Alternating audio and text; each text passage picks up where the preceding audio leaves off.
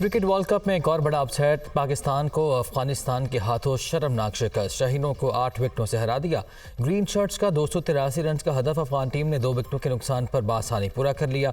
रहमत शाह के नाकाबिल शिकस्त 77 run, Hashmatullah Shahidi 48 run बनाकर नॉट आउट रहे। इब्राहिम ज़ादरान ने 87, रहमानुल्लाह गरबाज ने 65 रन की शानदार इनिंग खेली। ग्रीन शर्ट्स ने 50 ओवर्स में 7 विकेटों के नुकसान पर 282 रन बनाए। कप्तान बाबर आजम 74 और अब्दुल्ला शफीक 58 रन बनाकर नुमाया रहे। इब्राहिम ज़दरान मैच के बेहतरीन खिलाड़ी करार।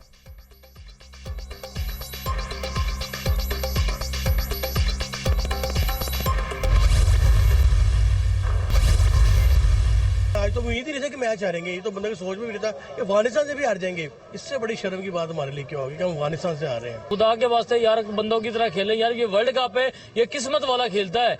कभी ये शादाब खान को निकाल देते हैं तो कहते हैं कि आज नवाज की कमी लग रही थी टीम में, और नवाज को बाहर निकाला तो शादाब की कमी लगती है। पाकिस्तान अफगानिस्तान जैसी टीम से भी हार गया। अब इससे ज़्यादा बुरी परफॉर्मेंस और क्या हो सकती है। बाबर आजम की कारकर्दगी से हमने क्या खुश होना है। Zero performance. इससे अच्छा कोई पाकिस्तान के कोई बच्चों को ले जाते ना, वो इससे अच्छी कंडीशन में खेल सकते थे। अफगानिस्तान से हार कभी सोचा भी नहीं था यार हमने। भाई मैं तो ये कहूँगी कि इस दफ़ा की सिलेक्शन बिल्कुल बुरी हुई है, बहुत ख़राब सिलेक्शन है। ऐसे पाकिस्तान कैसे जीतेगा भला। अफगानिस्तान से शिकस्त पर आवाम कौमी टीम पर फट पड़े। शहरियों ने टीम सिलेक्शन पर सवालात उठा दिए। हमारी बैटिंग मयारी है, नहीं बॉलिंग। वर्ल्ड कप में कप्तान बाबर आजम की अपनी कारकर्दगी भी एक सवालिया निशान है। शहरियों ने कौमी टीम में बड़ी तब्दीलियों का मुतालबा कर दिया।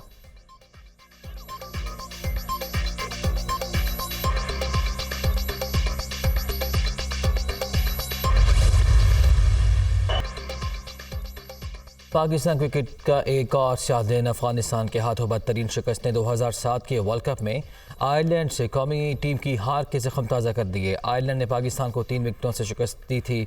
पाकिस्तानी टीम पहले बैटिंग करते हुए 132 रन पर ढेर हुई थी।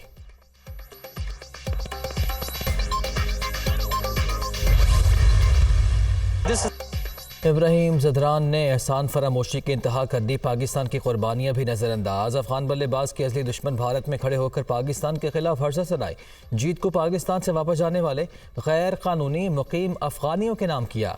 अफगान खिलाड़ी ने पाकिस्तान की मेहमान नवाजी की भी कदर न की। पाकिस्तान ने 4 दहाइयों से ज़ायद अफगानों को मेहमान बनाए रखा।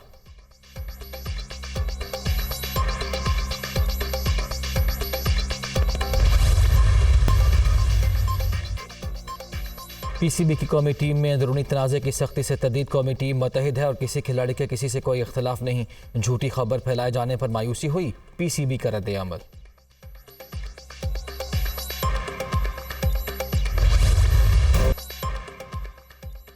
सुप्रीम कोर्ट ने फौजी अदालतों में सिविलियंस के ट्रायल को गैर आइनी करार दे दिया। आर्मी एक्ट के सेक्शन 21D1 और 21D2 को गैर आइनी करार दिया गया। ऑफिशियल सीक्रेट एक्ट के शेख 59(4) भी गैर आइनी करार। मिलिट्री कोर्ट्स में सिविलियन का ट्रायल नहीं चल सकता।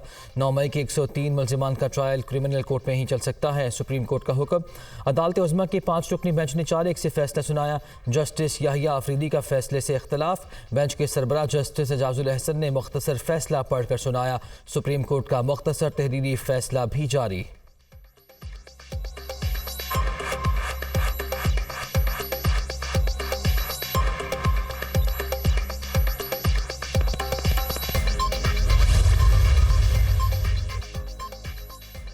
फौजी अदालतों में सिविलियंस ट्रायल का केस सुप्रीम कोर्ट ने 9 मुतफर्रिक दरखास्तें वापस लेने की बुनियाद पर मुस्तरद कर दी। किसी जुर्म में मुल्ज़िमान का ताल्लुक आर्म्ड फोर्सेस से साबित हो तो एक्ट लागू होगा। जो ड्यूटी पर मौजूद ना हो मगर किसी हमले से मुतासर हो जाए तो उसका मामला अलग है। अटॉर्नी जनरल के दलाइल। आप सारी आर्म्ड फोर्सेस के केसेस पढ़ रहे हैं, उन केसेस का मौजूदा केसेस से क्या ताल्लुक है। जस्टिस मुजाहिर नकवी का इस्तफसार। दहशत गर्दों का ट्रायल करने के लिए आइनी तरमीम ज़रूरी थी, आम शहरियों के लिए नहीं। जस्टिस एजाजुल अहसन के रिमार्क्स। ऐसी सूरत में बुनियादी हुकूक का क्या होगा। जस्टिस आयशा मलिक का इस्तफसार।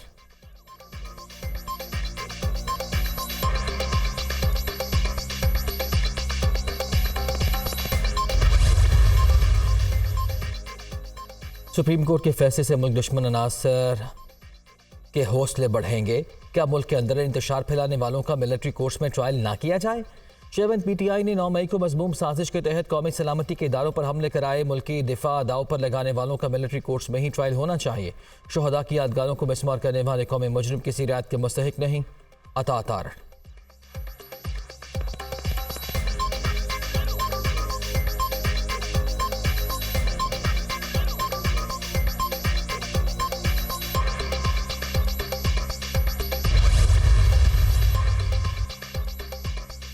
फैसला जमहूरियत और पूरे निज़ाम को मुस्तहकम करेगा। सुप्रीम कोर्ट ने साबित कर दिया कि बालादस्ती सिर्फ कानून की होगी। फौजी अदालतों में सिविलियंस के ट्रायल के हम खिलाफ थे। जो भी वाक़यात हुए हैं उनके ये कसूरवार हैं। मारूफ कानूनदान एतजाज़ अहसन का अदालती फैसले पर रद्द-ए-अमल।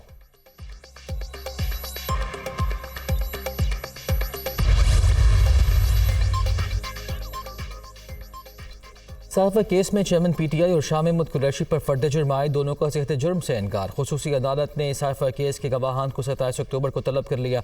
ओपन कोर्ट में फर्द जुर्म पढ़कर सुनाई गई। दोनों को जाने के कमरे में बिठाया गया।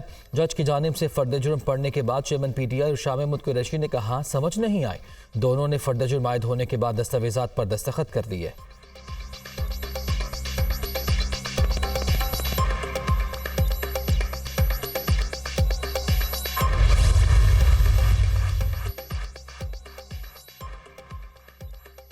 जज अबुल हसन अब्दुल करनैन ने चेयरमैन PTI को चार्जशीट पढ़कर सुनाई। बतौर वज़ीर आज़म गैर कानूनी तौर पर साइफर अपने पास रखा, सियासी मकासद के लिए इस्तेमाल किया। साइफर की खुफिया मालूमात को गैर ज़रूरी अफराद तक पहुँचाया। मुल्क के सिक्योरिटी सिस्टम पर कॉम्प्रोमाइज़ किया।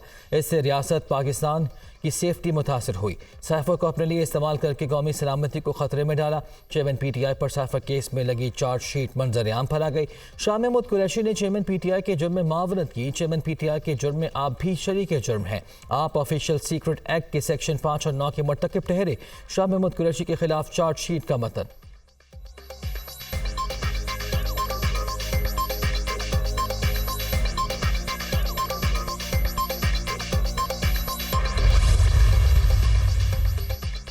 चेयरमैन PTI ने इस्लामाबाद हाई कोर्ट में साफा केस के ओपन ट्रायल की अपील दायर कर दी। ऑफिशियल सीक्रेट एक्ट खुसूसी अदालत के जज की तैनाती के खिलाफ भी अदालत से रुजू।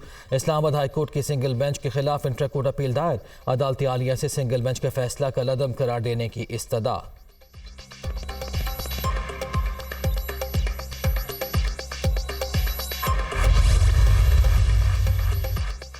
साबिक वज़ीर ख़ज़ाना इसहाक़ डार को अदालत से बड़ा रिलीफ। आमदन से ज़ायद असासाजात रेफरेंस से बरी। एहतसाब अदालत इस्लामाबाद ने महफूज फैसला सुना दिया। इसहाक़ डार के खिलाफ करप्शन की सबूत नहीं मिले। नैब को बरीयत पर कोई एतराज़ नहीं। नैब प्रोसिक्यूटर का अदालत में मौक़िफ़।